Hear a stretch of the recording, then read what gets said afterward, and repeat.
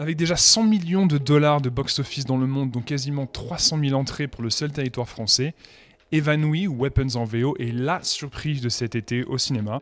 Alors maintenant, est-ce que la hype est méritée? C'est ce qu'on va voir ensemble. Évanoui est le troisième film de Zach Cregger après Barbare sorti en 2022 qui va rencontrer un bon succès. C'est l'histoire de 17 enfants qui disparaissent lors d'une seule et même nuit dans une petite ville de Pennsylvanie, ce qui va causer bien sûr l'effroi pour tous les habitants de la ville. Certains seront suspectés, d'autres vont mener leur enquête. Et pour le reste de l'histoire, c'est très difficile d'en parler sans spoiler.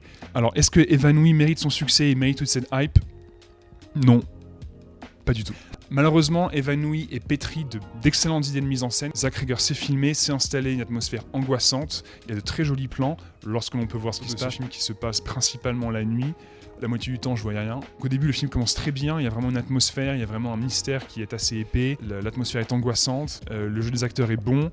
Ensuite, on va passer à d'autres personnages. Le film va se découper progressivement en plusieurs chapitres, avec un chapitre qui suit chaque personnage.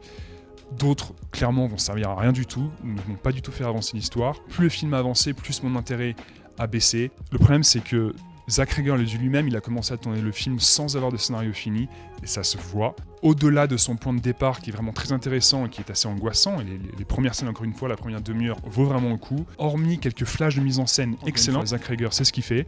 Des scènes de poursuite, soit en voiture, des scènes de poursuite à pied, extrêmement intenses, super bien filmées.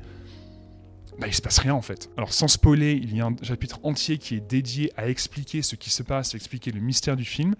Et en fait, ça marche pas. Soit il faut garder le mystère plus complet et vraiment être dans un film d'horreur alors qu'il va lorgner plus du côté de peut-être The Witch ou du côté de Blair Witch justement, ou soit on est plus dans un film d'exorcisme ou d'enquête un peu paranormal classique, mais dans ce cas-là, il faut du lore, il faut expliquer les raisons de ce qui se passe. C'est soit l'un, soit l'autre pour moi. Là, on a un peu le cul entre deux chaises et finalement, le film se termine après 2 longues heures. Mais moi, j'ai perdu l'intérêt depuis la moitié du film en fait.